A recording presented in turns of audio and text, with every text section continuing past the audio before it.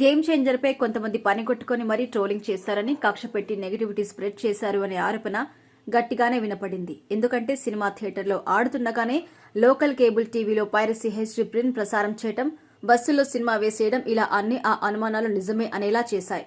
ఒక ట్విట్టర్ సహా social media open చేస్తే చాలు గేమ్ చేంజర్ పై ట్రోల్స్ దర్శనమిస్తున్నాయి. రీసెంట్ గా ఈ ట్రోలింగ్ కి ఫేమస్ యూట్యూబర్, ప్రపంచ యాత్రికుడు నా అన్వేష్ ని కూడా వాడేశారు. గేమ్ చేంజర్ చూద్దామని టికెట్ తీసుకుని వెళ్తే థియేటర్ మొత్తం ఖాళీగా ఉందేంటి అంటూ అన్వేష్ చెప్పిన ఒక వీడియో ఇటీవల సోషల్ మీడియాలో వైరల్ అయింది. అలాగే డాకు మహారాజ్ కి వెళ్తే థియేటర్లో జనం ఉన్నారంటూ అన్వేష్ ఇందులో చెప్పాడు. ఈ వీడియోని షేర్ చేస్తూ గేమ్ చేంజర్ పరిస్థితి ఇది అంటూ యాంటీ ఫ్యాన్స్ పోస్ట్ పెడుతున్నారు. దీంతో ట్రోలింగ్ పై తాజాగా అన్వేష్ క్లారిటీ ఇచ్చారు. గేమ్ చేంజర్ సినిమా చాలా బాగుందని చెప్పాను. నాకు నచ్చింది, ఎందుకంటే సూపర్ గా ఉంది. కానీ ఈ ట్రోలింగ్ ఎలా చేస్తున్నారంటే అవన్నీ వదిలేసి చిన్న చిన్న ముక్కలు పట్టుకుని నేనేం చెప్పానో వినకుండా ట్రోలింగ్ చేస్తున్నారు.